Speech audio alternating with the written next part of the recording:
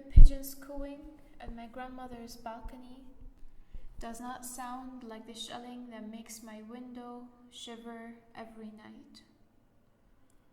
My grandmother's olives smell like the countryside. They smell like rosemary and fresh lemons. My grandmother's olives do not smell like dynamite.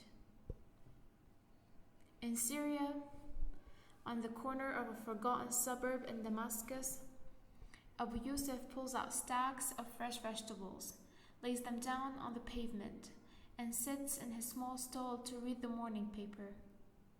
If you were to delve into one of those boxes, you'll cross paths with dark red tomatoes and other parsley, but not a single batch of bullets or grenades.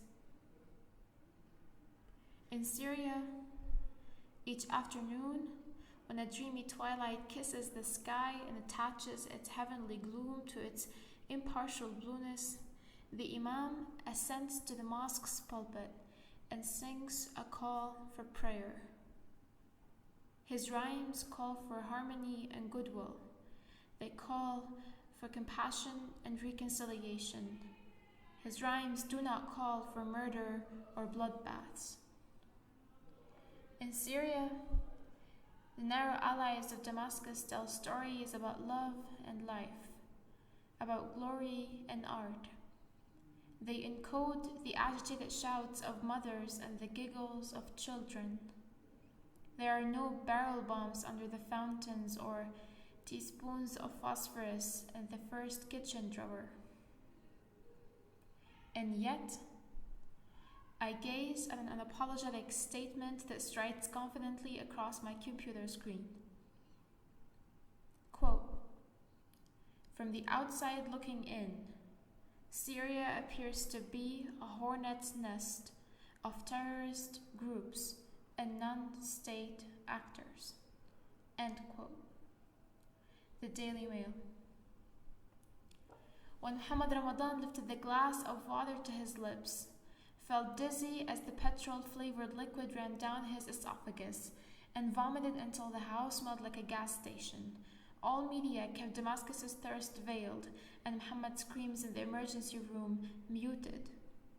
They spoke nothing of how Western-backed militias cut the main stream of water off Damascus, leaving 5 million people thirsty at once for 3 weeks. When the sound of crickets in Palmyra was coupled with ISIS's militant steps, BBC's Living the Story drama and The Guardian's rant on the big picture did not record the beat of horror that arose disturbingly in the air that night.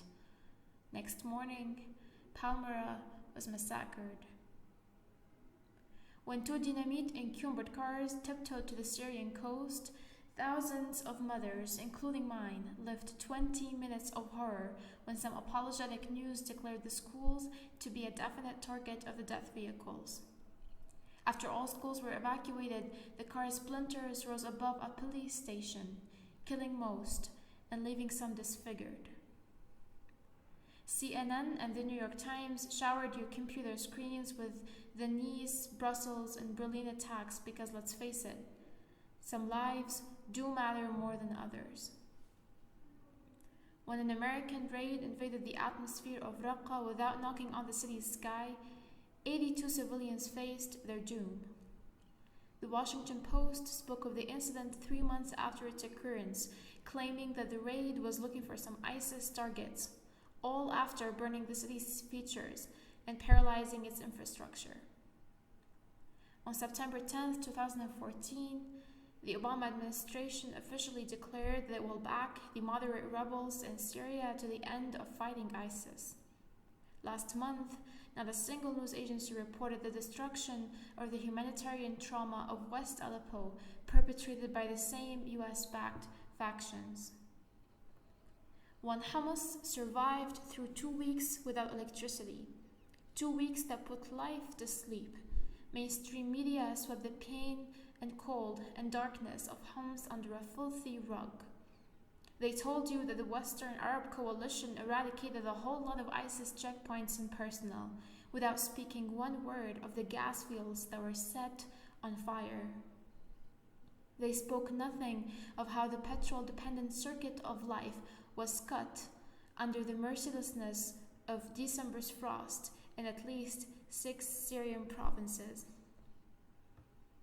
Despite 6 years of repulsive intervention, backing terrorism and deceiving the public opinion, mainstream media allies itself to the West's agendas, whose government's very intervention in Syria festered wounds, nurtured terrorism, and aborted any hope we could sacredly collect from the corners of an unstoppable war.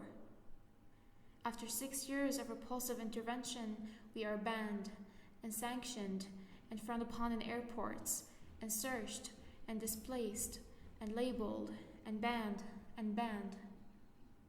After 6 years of repulsive intervention, simply from the outside looking in, Syria appears to be a hornet's nest of terrorist groups and non-state actors.